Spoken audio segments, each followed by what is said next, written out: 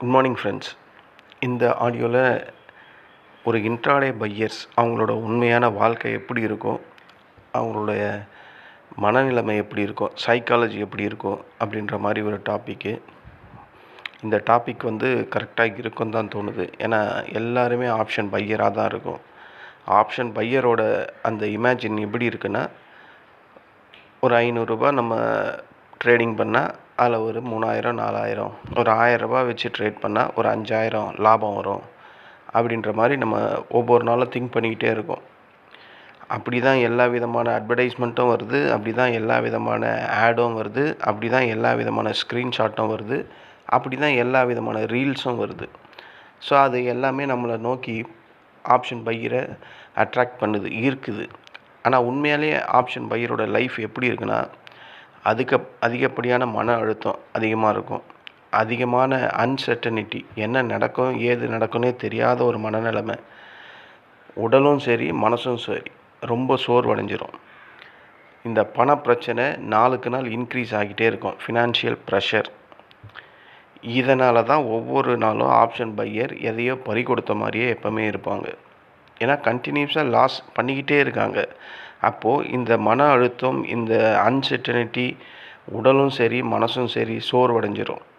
பத்தாவதுக்கு மிகப்பெரிய பிரச்சனையாக இந்த பணப்பிரச்சனை முன்னாடி நிற்கும்.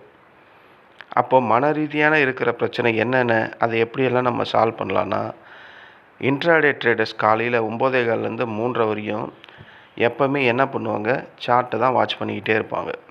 சார்ட்டை கம்பல்சரி வாட்ச் பண்ணிக்கிட்டே இருப்பாங்க. ப்ரீமியம் வேகமாக மெல்ட் ஆகும். ஒரு சின்னதாக ஒரு புல் பேக் வந்தால் கூட லாஸஸ் அதிகமாக வரும். அப்போ மூளை என்ன பண்ணுன்னா, ஒரு எமர்ஜென்சி மோட்லேயே இருக்கும் ஆப்ஷன் பையருக்கு எப்போவுமே. அப்போது என்ன ஆகுது, கான்ஸ்டன்ட் ஸ்ட்ரெஸ்ஸு, அதாவது தொடர்ச்சியான மன அழுத்தம் அந்த ஆப்ஷன் பையரை போட்டு அழுத்திக்கிட்டே இருக்கும். ஏன்னா இதை சார்ட்டை பார்க்காம அவனால் ட்ரேட் பண்ண முடியாது. ட்ரேடிங்னு உள்ளே வந்ததுக்கப்புறம் அந்த ப்ரீமியம் கூடுமா குறையுமான்ற அன்சர்டனிட்டி. ஒரு சின்ன புல் பேக் வந்தால் கூட நீங்கள் காலில் வாங்கி வச்சுருப்பீங்க, இல்லை புட்டில் வாங்கி வச்சுருப்பீங்க. ஒரு சின்ன புல் பேக் வந்ததுன்னா கால் சைடில் உங்களுக்கு லாஸ் வந்துடும். ஸோ இந்த மாதிரி கண்டினியூட்டியாக பார்த்துக்கிட்டே இருக்கும் போது மனசு டோட்டலாக தொடர்ச்சியான ஒரு மன அழுத்தத்துக்கு போயிடுது. இதனால தான் ஆப்ஷன் பையர்ஸ் எப்போவுமே எதையோ ஒன்று தவிச்சிக்கிட்டு இருக்கிற மாதிரியே இருப்பாங்க. ரெண்டாவது ஃபியர் பேனிக் சைக்கிள். அதாவது எப்போவுமே பயமாகவும் எப்போவுமே ஒரு விதமான படபடப்போடு இருப்பாங்க. ஆப்ஷன் பையர் மனநிலைமை அதிகப்படியாக இப்படி தான் இருக்கிற மாதிரி நான் பார்த்துருக்கேன். அதாவது ஒரு இடத்துல போய் என்ட்ரி எடுத்துருவாங்க. என்ட்ரி எடுத்ததும் ஐயோ இந்த இடம் நம்ம கரெக்டாக எடுத்தோமா, இது தப்பா இது சரியா, அப்போ தான் யோசிப்பாங்க. எடுத்ததுக்கப்புறம் அவங்க எடுத்ததுக்கப்புறம் கேண்டில் 6 ஆப்போசிட்டில் வந்துடுமோ, இல்லை இன்னும் லாஸஸ், ஏற்கனவே ஒரு ரூ. 500 லாஸஸில் இருக்குது, இது இன்னும் லாஸஸ் ஆகிடுமோ அப்படின்ற மாதிரி ஒரு பேனிக், ஒரு பதட்டம். ஸ்டாப்லாஸ் ரொம்ப க்ளோஸாக வந்ததுக்கப்புறம் இதய துடிப்பு ஹார்ட் பீட் இன்னும் அதிகமாக பம்ப் ஆகிடும், துடிக்க ஆரம்பிச்சிடும். இது நான் அனுபவப்பட்டிருக்கேன். ஏன்னா நான் ஸ்டாப்லாஸ் ஸ்டார்டிங்லலாம் ஒரு 2000 3000 போடுவேன். அப்போ எனக்கு வெரி க்ளோஸாக வரும்போது 2016-17 சொல்கிறேன், வெரி க்ளோஸாக வரும்போது எனக்கு வேர்த்திரும். இதய துடிப்பு ஒரு பக்கம் இருக்கட்டும், எனக்கு வேர்க்கவே ஆரம்பிச்சிடும். ஃபேன் ஓடிக்கிட்டு தான் இருக்கும், இருந்தாலும் எனக்கு ஒரு விதமான அந்த புழுக்கத்தை உணர்வேன். இது எனக்கு நடந்திருக்கு. ஹார்ட் பீட் இன்க்ரீஸ் ஆகுது நான் ஃபீல் பண்ண மாதிரி தெரியல, பட் வேர்த்துரும். அது மட்டும் எனக்கு நடந்திருக்கு. இந்த மாதிரி ஸ்டாப் லாஸ் ரொம்ப க்ளோஸாக வரும்போது சில பேருக்கு ஹார்ட் பீட் ஹெவியாக துடிக்கலாம். அப்போது நம்ம எக்ஸிட் பண்ணிவிடுவோம், இல்லை ஸ்டாப் லாஸ் ட்ரிகர் ஆகிடும். ட்ரிகர் ஆனதுக்கப்புறம் மார்க்கெட் அங்கேருந்து ரிவர்ஸ் ஆகிடும். அப்போ இருக்கிற அந்த மனநிலைமை, அப்போ இருக்கிற அந்த ஹார்ட் பீட்டோட ஃபங்க்ஷன், அப்போ இருக்கிற அந்த சைக்காலஜி, இந்த மாதிரி தினமும் டெய்லியும் எதிர்பாராத ஒரு மன அழுத்தத்தையோ கண்டினியூஸாக நம்ம சந்திச்சுக்கிட்டே இருக்கிறதுனால தான் நமக்கு மீளாத துயர். இந்த ஆப்ஷன் பையர்னாவே ஒரு மீளாத துயர். அதை விட்டு வெளியே வர்றது ஒரு தவிர்க்கவே முடியாத ஒரு காரணியாக மாறிடுது. ஏன்னா எப்போவுமே பயந்துக்கிட்டு, எப்போவுமே ஒரு பதட்டத்தோடு நம்ம வேலை செஞ்சுக்கிட்டே இருப்போம். ஆப்ஷன் பையிங்கில் ஒரு ட்ரேடு எடுப்போம். நேற்று கூட ஒரு ட்ரேடு எடுத்தோம். அது வந்து புதுசாக இருக்கும்போது லாஸ் வந்துச்சுன்னா அவங்களுக்கு ஒரு விதமான பயம் வந்துடும். என்னடா ரூ. 1000 போயிடுச்சே அப்படின்ட்டு. இன்னும் சில பேருக்கு எப்படி இருக்குன்னா, எடுத்துருவாங்க. ட்ரேட் எடுத்த உடனே லாபம் வந்துடும். ஒரு ரூ. 1200 ரூ. 1300 வந்துடும். ஒரு நாளைக்கு அதுவே என்னை பொறுத்தவரையும் அதிகம் நான் ஃபீல் பண்ணுறவன். அது வந்ததுக்கப்புறமும் சில பேருக்கு அது கிரீடியை நோக்கி போயிடும். இன்னும் ஒரு ட்ரேட் பண்ணலாமா, ரெக்கவரி ஆகுமா, இன்னும் ஒரு ட்ரேட் பண்ணால் எக்ஸ்ட்ரா ஒரு அமௌண்ட் ப்ராஃபிட் கிடைக்குமான்னு போய் ட்ரேட் பண்ணால் அந்த ரூ. 1300 அவங்க ப்ராஃபிட் பண்ணதில் 500 600 போயிடும். போய் சடார்னு க்ளோஸ் பண்ணிடுவாங்க. சரி அதோடு விட்டுருவாங்களான்னு கேட்டால் அதையும் விட மாட்டாங்க. இந்த ட்ரேடு தான் லாஸ் ஆகிடுச்சு, இன்னொரு ட்ரேட் பண்ணி பார்க்கலாம். ஸோ இந்த மாதிரி இன்னொரு ட்ரேடுன்னு அது ஓவர் ட்ரேடில் போயிடும். கடைசியில் ஓவர் ட்ரேட் போகிற எல்லா ப்ராசஸுமே ஒரு 50 ட்ரேட் பண்ணுறேன்னா அதில் 20 ட்ரேட் சக்ஸஸ் பண்ணியிருப்பேன், 30 ட்ரேட் லாஸ் பண்ணியிருப்பேன். கூட்டி கழித்து பார்த்தா கடைசியில் லாஸஸில் தான் இருக்கும். லாஸஸ் வர்றது மற்றது அது மட்டும் இல்லாமல் ப்ரோக்கரேஜுக்கும் நீ கொடுக்கணும். ஸோ இந்த ட்ரேட் நமக்கு தேவையா? இந்த மாதிரி சைக்காலஜி, இந்த மாதிரி ஃபியர், இந்த மாதிரி பேனிக் நமக்கு நாமே க்ரியேட் பண்ணிக்கிறோம். ஏன்னா நம்ம அடிக்ஷன் ஆகிட்டோம். உண்மையை சொன்னால் அதுதான். அடிக்ஷன் ஆனதுனா மட்டும்தான் இந்த மாதிரி பண்ண முடியும். ஒரு நார்மல் ஆப்ஷன் பையர் புதுசாக உள்ளே வராங்க, ஒரு 500 பார்த்தோன்னே அவங்களுக்கு என்ன ஆகுனா லாஸ். ஐயோ 500 க்ளோஸ் பண்ணுறாங்க. அன்றைக்கி ஃபுல்லாக ஆட மாட்டாங்க. 2வது நாள் இதே ஃபாலோ பண்ணுவாங்க, 3வது நாள் இதே ஃபாலோ பண்ணுவாங்க. 4வது நாள் ஒருத்தன் என்ன வந்து சொல்லுவான்னா, டேய் நீ 500 பார்த்துக்கிட்டு இருந்தால் உன்னால் ப்ராஃபிட்டே பண்ண முடியாது, வெயிட் பண்ணாதான்டா மார்க்கெட்டுக்கு கொஞ்சம் டைம் கொடுறா. மார்க்கெட்டுக்கு டைம் கொடுக்குற ஸ்டேஜ் எங்கன்னா அது இன்வெஸ்டாக இருக்குது. நம்ம ஆப்ஷன் பையர். இப்போ மார்க்கெட் வந்து ஆப்ஷன் பையருக்கு ஹோல்ட் பண்ணி ட்ரேட் பண்ணுற டைமெல்லாம் கொடுக்குறதே கிடையாது. எனக்கு தெரிஞ்சு ஒரு 2 வருஷமாக அந்த மாதிரி ப்ராசஸே கிடையாது. அப்போது இந்த இடத்துல நீ வெயிட் பண்ணுறான்னு உன் ஃப்ரெண்டு சொல்லும் போது நீ வெயிட் பண்ணுவ.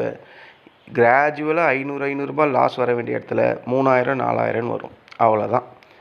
நீ வந்து டோட்டலாக வேறு மாதிரி மாறிடுவ அதுக்கு அடுத்த நாள்லேருந்து. ஸோ இந்த மாதிரி பிரச்சனையெல்லாம் ஃபேஸ் பண்ணி தான் எப்போவுமே அந்த ஃபியர், அந்த பேனிக் வந்து ஒவ்வொரு ஆப்ஷன் பையருக்கும் இன்ட்ராடே டைமில் அந்த 5 நாளுமே வந்துடுது. இது கண்டினியூ ஆக ஆக என்ன ஆகும்னா இந்த ரிவெஞ்ச் ட்ரேடிங், ஆப்ஷன் பையர்னாவே அந்த ரிவெஞ்ச் ட்ரேடிங் வந்துடுது உள்ளே. இந்த ரிவெஞ்ச் ட்ரேடிங் வந்தாவே நான் சொன்ன மாதிரி லாஸஸ் தான் வரும். கூட்டி கழிச்சு பார்த்தா அந்த லாஸை ரெக்கவரி பண்ணணும் அப்படின்ற அந்த மைண்ட் செட்டு அதுக்கு அடுத்த நாள் வந்தால் பிரச்சனையே கிடையாது. ஏன்னா உங்களுக்கு ஒரு நாள் ஃபுல்லாக 24 மணி நேரம் டைம் இருக்கும். நம்ம மனசு மூளையும் சரி ஒரு காம் டவுனுக்கு வந்துடும். வந்ததுக்கப்புறம் திங்க் பண்ணும்போது அது தெளிவாக இருக்கும். ஆனால் அந்த இன்ட்ராடேலேயே அன்றைக்கே 50-30 ட்ரேட் பண்ணும்போது அது அதிகப்படியான லாஸஸ் தான் வரும். ஏன்னா நீ எமோஷன்லேயும் ஒரு பதட்டத்துலேயும் தான் ஓவர் ட்ரேட் பண்ணுற. உன்னுடைய நிலையான அந்த மைண்ட் செட்டில் பண்ணால் கண்டிப்பாக பண்ணவே மாட்டேன். அதனால தான் அந்த ரெக்கவரி பண்ணணும் அப்படின்னு திங்க் பண்ணுறத 2 நாள் கழித்து திங்க் பண்ணால் மைண்டு ஒரு பீஸ்ஃபுல்லான மனநிலைமைக்கு வந்ததுக்கப்புறம் ஈஸியாக ப்ராஃபிட் பண்ணலாம். ஆனால் அன்றைக்கே பண்ணணுன்னும் போது தான் அது ஹெவியாக லாஸ் வரும். அப்போது அது மாதிரி பண்ணுறதை விட்டுட்டு அதில் சில பேர் டபுள் குவான்டிட்டி எடுப்பாங்க, ரேண்டம் ட்ரேட் பண்ணிக்கிட்டே இருப்பாங்க. ஒரு நாளைக்கு சில பேர்லாம் 1 மினிட்ஸ் கேண்டில்லாம் எடுத்து பண்ணுவாங்க. 1 மினிட்ஸ் கேண்டில் பண்ணுறவங்களாம் ஸ்கேல்பருங்க. அது வந்து அதாவது ஒரு 50 மினிட்ஸ் ஒரு ½ அன் ஹவர் ட்ரேட் பண்ணுற மாதிரி நீங்கள் இருந்தீங்கன்னா ஒரு நிமிஷத்தில் என்ன கேண்டில் ப்ரிடிக்ட் பண்ணிவிடுன்னு நம்புகிறாங்கன்னு எனக்கு ஒன்றும் புரியல. கேண்டில் 6ல் ஒரு நிமிஷத்துலேருந்து கேண்டில் ஃப்ரேம் இருக்குதான். ஆனால் ஒரு ஜென்யூனான ஒரு கேண்டில் 6 வந்து எந்த மினிட்ஸ்லேருந்து நம்ம ஈஸியாக ஓரளவுக்கு ப்ரிடிக்ட் பண்ணலன்னா அது 15 மினிட்ஸில் மட்டும்தான் முடியும். இது வந்து நான் பல புக்கில் படிச்சிருக்கேன். அதை தான் நான் 15 மினிட்ஸே அப்போத்துலேருந்து ஃபாலோ பண்ணிக்கிட்டு இருக்கேன். ஸோ இந்த ரேண்டம் என்ட்ரியில் இந்த டைம் ஃப்ரேமு, கேண்டிலோட டைம் ஃப்ரேம் தான் ரொம்ப முக்கியம். அதிக குவான்டிட்டி வாங்கிட்டு 1 நிமிஷம் 2 நிமிஷத்தை ட்ரேட் பண்ணுறவங்க அவங்கெல்லாம் 7 லட்சம் 8 லட்சம் போட்டு 1 நிமிஷம் 2 நிமிஷத்துக்கு இவ்வளோ லட்சங்களை போட்டு ஒரு 20,000 30,000 பிடிக்கிறவங்க, அவங்களுக்கு ரிஸ்க்கு ரொம்ப ரொம்ப அதிகம். அவங்களுக்கு தான் ஸ்கேல்பர்னு அவங்களுக்கு பேர். நம்ம அந்த டார்கெட்டில் நம்ம 500 200 ட்ரேட் பண்ணால் ஒரே ஒரு குவான்டிட்டியில் நீங்கள் ஸ்டாப் லாஸ் போட்டால் கண்டிப்பாக ஸ்டாப் லாஸ் ட்ரிகர் தான் ஆகும். ஸோ ஸ்டாப் லாஸ் கண்டிப்பாக போடணும். அந்த ஸ்டாப் லாஸ் போடுறது கூட ஒரு ஜென்யூனாக இருக்கணும். ஒரு நிஃப்டி 50ல் வந்து ஒரு ஸ்டாப் லாஸ் போட்டால் அது எந்த லெவலுக்கு ஒரு 15 மினிட்ஸ் கேண்டில் எந்த லெவலுக்கு ஏறுது இறங்குதுன்னு தெரிஞ்சால் அதை ஓரளவுக்கு கன்சிடர் பண்ணி அதுக்கு ஸ்டாப் லாஸ் போடலாம். நீங்கள் நிஃப்டி 50ல் 20 பாயிண்ட்டு ஸ்டாப் லாஸ் போட்டிங்கன்னா அதை சென்செக்ஸில் அந்த 20 போட்டிங்கன்னா ஒவ்வொரு நாளும் 20 பாயிண்ட்டாக நீங்கள் லாஸ் பண்ணிக்கிட்டே தான் இருக்கணும். சென்செக்ஸ்ன்றவன் கொடூரமானவன். அவனுக்கு நீங்கள் 200 இல்லைன்னா 150 பாயிண்ட்டு போடணும். அவ்வளோ பாயிண்ட்டு போடணுன்னா அப்போ கேரண்டியாக நீங்கள் 3000 லாஸ் பண்ணுறதுக்கு ரெடி அப்படின்னா மட்டும்தான் சென்செக்ஸ்க்குள்ளே வரணும். ஏன்னா சென்செக்ஸில் 100 பாயிண்ட்டுன்றதெல்லாம் அசால்ட்டாக அடிப்பான். நான் அனுபவஸ்தேன், நான் சொல்கிறத கேளுங்க. கண்டிப்பாக சென்செக்ஸில் 150 200 பாயிண்ட்டு தான் ஸ்டாப் லாஸ் வைக்கணும். 4000 3000ன்னு வச்சா தான் கண்டிப்பாக ஒரு 1000 அந்த மாதிரி ரேஞ்சிலையாவது ப்ராஃபிட் பண்ண முடியும். இல்லை நான் 1000 ரூபாய்க்கும் 500 ரூபாய்க்கும் ஸ்டாப் லாஸ் வைக்கிறேன்னா சென்செக்ஸில் நீங்கள் ரெகுலராக ஸ்டாப் லாஸ் வச்சா ட்ரிகர் ஆகிட்டே தான் இருக்கும். ஸோ இதை இந்த மாதிரி ரிவென்ஸ் ட்ரேடில் வரக்கூடிய இந்த பிரச்சனையெல்லாம் நம்ம அவாய்ட் பண்ணணும். இது நீங்கள் அவாய்ட் பண்ணலைன்னா ஒன்றும் நடக்காது. உங்கள் டிமேட் அக்கௌண்ட்டில் இருக்க கேபிட்டல் சுத்தமாக 0 ஆகிடும், அவ்வளோதான். அதுக்கப்புறம் என்னென்ன பிரச்சனை வரும்? மன ரீதியான 1008 பிரச்சனை வரும், உடல் ரீதியான 1008 பிரச்சனை வரும், லைஃப் சர்க்கிளே மாறும், ஃபினான்ஷியல் ப்ரெஷர் ஏறும். ஒரு டிமேட் அக்கௌண்ட்டு ஒரு வாட்டி வாஷ் அவுட் ஆகலாம், 2 வாட்டி வாஷ் அவுட் ஆகலாம். வாஷ் அவுட் ஆகிறதே ஒரு ப்ராசஸாக இருந்தால் அப்போ அந்த ஆப்ஷன் பையரோட மனநிலைமை கொதிக்கிற எண்ணெய் மாதிரி தான் இருக்கும் மனசு எப்பவுமே. அப்போ ப்ராஃபிட் வந்தால் மட்டும் ஏன் அந்த செலிப்ரேஷன் சில பேருக்கு வர மாட்டுது? சில பேர் ப்ராஃபிட் எடுத்துடுறாங்க, ஒரு நாளைக்கு அவங்க நினச்ச மாதிரியே மார்க்கெட் வந்து அவங்களுக்கு கை கொடுத்து மார்க்கெட் மேலே கொண்டு வருது. மறுபடியும் ஏன் அவங்க அதில் போய் மறுபடியும் இப்போது ஒரு வாட்டி ப்ராஃபிட் எடுக்கிறாங்க, அவங்களுக்கு அப்போ மார்க்கெட் தெரியுதுன்னு தான் அர்த்தம் அப்படின்னு பல பேர் நினச்சிக்கிறாங்க. அந்த மாதிரிலாம் அதுக்கு அர்த்தம் இல்லை. ஒரு நாள் ப்ராஃபிட் எடுக்கலாம், 2 நாள் ப்ராஃபிட் எடுக்கலாம். அதை கண்டினியூட்டி பண்ணுறான் பார்த்தீங்களா, அவனுக்கு தான் மார்க்கெட் ஓரளவுக்கு நல்லா தெரியும் அப்படின்றது தான் என் கருத்து. இப்போ ஒரு நாள் நீங்கள் ட்ரேட் பண்ணுறீங்க, ப்ராஃபிட் வந்துடுது. அதுக்கு அடுத்த நாள் அன்னைக்கு நீங்கள் ப்ராஃபிட் ஒரு 5000 ரூபாய் ப்ராஃபிட் பண்ணிட்டீங்க. உங்களோட மனநிலைமை எப்படி இருக்குன்னா, ரொம்ப அதிகப்படியான எக்ஸ்ட்ரீம் ஹாப்பினஸில் இருப்பீங்க. ஓவர் கான்ஃபிடென்ட் அதிகமாக வந்துடும். நெக்ஸ்ட் டே எப்படா வரும்னு காத்துக்கிட்டு இருப்போம். நெக்ஸ்ட் டே வந்ததுக்கப்புறம் அதில் போய் நேற்று 5000 பிடிச்சோம்ல, இன்றைக்கும் அதே மாதிரி பிடிக்கணும்னு ஒரு ட்ரேட் பண்ண வேண்டிய இடத்துல ட்ரேடர்ஸ் இன்க்ரீஸ் ஆகும். அந்த ட்ரேடு இன்க்ரீஸ் ஆனாவே உங்களுக்கு லாஸஸ் பின்னாடி வெயிட்டாக வருதுன்னு தான் அர்த்தம். ஸோ லாஸஸ் வந்தவொடனே என்ன ஆகிடும்? நீங்கள் டோட்டலாக நேற்று இருந்த அந்த எக்ஸ்ட்ரீம் ஹாப்பினஸ் என்ன ஆகினா டோட்டலாக வந்து டெப்ரெஷனில் நோக்கி போயிடும், மன அழுத்தத்துக்கு வரும். கொஞ்சம் கொஞ்சமாக லாஸ் ஆகும்போது செல்ஃப் கண்ட்ரோல் அப்படின்ற அந்த செல்ஃப் கண்ட்ரோல் டோட்டலாக உங்களை விட்டு போயிடும். அப்போ என்ன தோணுன்னா, நேற்று நான் ப்ராஃபிட் பண்ணேன், இன்றைக்கி என்னால் முடியல, அப்போ நான் ட்ரேடிங்க்கு கரெக்டான ஆள் இல்லையோ அப்படின்ற மாதிரி ஒரு எண்ணம் வரும். இதுதான் எமோஷனோட ரோலர் கோஸ்டர் அப்படின்னு சொல்லுவாங்க. நேற்று ஒரு மாதிரி இருந்தேன், இன்றைக்கி ஒரு மாதிரி இருக்கேன். நேற்று இதே ஸ்ட்ராட்டஜியை தான் நான் மார்க்கெட்டில் இம்ப்ளிமெண்ட் பண்ணேன், எனக்கு ப்ராஃபிட் கொடுத்துது. இன்றைக்கி பண்ணுறேன், அது எனக்கு லாஸ் தான் கொடுக்குது. ஏன்னா மார்க்கெட் ஒரே மாதிரி எல்லா நேரத்துலையும் இயங்காது. நேற்று மார்க்கெட் ஒரு ரேலி மூமெண்ட்டில் இருந்திருக்கும், நீங்கள் ப்ராஃபிட் பண்ணியிருப்பீங்க. இல்லை ஒரு டவுன் ட்ரெண்டில் இருந்திருக்கும், ப்ராஃபிட் பண்ணியிருப்பீங்க. ஆனால் இன்றைக்கி மார்க்கெட் ஒரு ரேலியும் இல்லை, ஒரு டவுன் ட்ரெண்டும் இல்லை, ஒரு ரேஞ்ச் பவுண்டில் இருக்குது, ஒரு சைட்வேல இருக்குது. அப்படின்னும் போது அதே ஸ்ட்ராட்டஜி நீங்கள் பண்ணும் போது அது உங்களுக்கு நேற்று இருந்த அந்த எக்ஸ்ட்ரீம் ஹாப்பினஸை என்ன பண்ணுன்னா மெல்ட் ஆக்கிடும், கொஞ்சம் கொஞ்சமாக குறைச்சிரும். கடைசியில் எப்படி தோணுன்னா இப்படி தான் தோணும், நான் ட்ரேடிங்க்கெல்லாம் லாக்கி கிடையாது அப்படின்ற மாதிரி எண்ணம் வந்துடும். ஏன்னா மார்க்கெட் அப்படியே தாங்க ட்ரேட் பண்ணிக்கிட்டு இருக்கு. அதோட இயல்பான லைஃபே அப்படி தான். நம்ம தான் அதை அண்டர்ஸ்டாண்ட் பண்ணிக்கணும். அப்போது நேற்றோட அந்த ப்ராஃபிட்டை நேற்றோட விட்டுடணும். இன்றைக்கி என்ன பண்ண முடியும்னு அப்படி தான் பார்க்கணும். நம்ம நேற்றோட அந்த ஸ்ட்ராட்டஜியே நம்பி உள்ளே வந்து ட்ரேட் பண்ணுவோம், அது நமக்கு லாஸஸ் ஆகிடும். இப்படி கண்டினியூஸாக லாஸஸ் ஆகிட்டே இருந்தால் உடல் ரீதியான பிரச்சனை என்னென்ன வரும் தெரியுங்களா? கண் வலிக்கும். ஏன்னா எனி டைம் மானிட்டரை பார்த்துக்கிட்டே இருக்கும். 1008 டாக்டரு இந்த டிவியில் உக்காந்தா கேட்டால் என்ன சொல்கிறான்? மொபைல் பார்க்குறதே கூடாது, மொபைலுக்கும் உங்களுக்கும் கண்டிப்பாக டிஸ்டன்ஸ் வேணும், நைட்டில் மானிட்டரை ரெகுலராக பார்த்துக்கிட்டே இருக்கக்கூடாது, அப்படின்லாம் சொல்லிகிட்டு இருக்கான். இப்படியெல்லாம் பார்த்தா என்ன வரும்னா, கண்ணு வலி வரும், தலைவலி வரும். அதாவது ஜஸ்ட்டு விஷுவலாக நீங்கள் பார்க்குறதுக்கே இவ்வளோ பிரச்சனைன்னா, நம்ம அதில் லாஸஸ் வேறு பண்ணிக்கிட்டு இருக்கோம். அப்போ உடல் ரீதியாக நம்ம மனசும் உடலும் எந்த அளவுக்கு வலிக்கும், எந்த அளவுக்கு சோர்வாகும் அப்படின்றத நம்ம இங்கே புரிஞ்சுக்கணும். ஜஸ்ட்டு ஒரு இன்ஃபர்மேஷனை பார்க்குறதுக்கு லேப்டாப்பையோ டெஸ்க்டாப்பையோ மொபைலையோ பார்க்கும் போதே கண்ணு வலி, தலைவலி இந்த மாதிரி பிரச்சனை வரும்னு டாக்டர் சொல்கிறான். ஆனால் நம்ம ஆப்ஷன் பையராக இருந்து இங்கே பணத்தையும் இழந்துக்கிட்டு இருக்கோம். அப்போது கண்ணு வலி, தலைவலி வர்றது இல்லாமல் உடல் ரீதியான 1008 பிரச்சனை வரும். அந்த உடல் ரீதியாக வர பிரச்சனை அந்த நேரத்துக்கு தெரியாது. நாளடைவில் போக போக போக போக மன அழுத்தம், ஒரு விதமான மிகப்பெரிய மன அழுத்தம். அதுதான் சில பேரை வந்து லூசுத்தனமாக நடந்துக்கிறான் அப்படின்வாங்க. சைக்காலஜியோட உச்சகட்டத்துக்கு போயிடுவாங்க. அதுலேருந்து மீண்டு வர்றது ரொம்ப கஷ்டம். அந்த லெவலுக்கெலாம் போயிடாதீங்க. உங்கள் ரிஸ்க் மேனேஜ்மெண்ட்டை கண்டிப்பாக ஃபாலோ பண்ணுங்கள். இந்த கண் பிரச்சனைன்னா உங்களுக்கே தெரியும். கண் பிரச்சனை வந்தால் என்ன ஆகும்? ஒரு விதமான பிளர்ரான விஷன் கிடைக்கும். இந்த கிட்ட பார்வை, தூர பார்வை, மைக்ரைன் அப்படின்னு சொல்லக்கூடிய பிரச்சனை வரும்.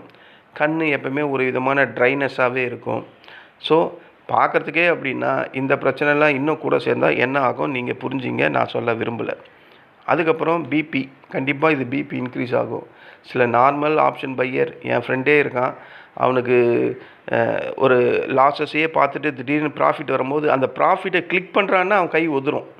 கிளிக் பண்ணவே அவனுக்கு வராது. அப்படியே கை ஒரு மாதிரி ஷிவரிங்கில் நடுங்கும் அவனுக்கு.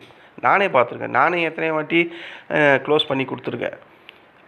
அந்த மாதிரி ஒரு இதய துடிப்பு, பிபி ப்ரெஷர் சடன் ஸ்பைக் ஆகும்போது, இல்லை கிராஷ் ஆகும்போது, இல்லை ப்ராஃபிட் வரும்போது கூட, இல்லை லாஸஸ் ஹெவியாக வரும்போது கூட இந்த மாதிரி வர்றதுக்கு ஆகும். எனக்கு இதில் ஒரே ஒரு பிரச்சனை எப்போ ஆகுன்னா, எனக்கு வேர்த்துரும். மற்றபடி எனக்கு பிபி இன்க்ரீஸ் ஆகுதான்லாம் எனக்கு அப்போ தெரியாது. கை கால் நடுக்கம்லாம் வந்தது கிடையாது. ஆனால் ஸ்வெட்டிங் ஆகிடும் எனக்கு. அது மட்டும் எனக்கு நடந்திருக்கு, நான் அனுபவிச்சிருக்கேன்.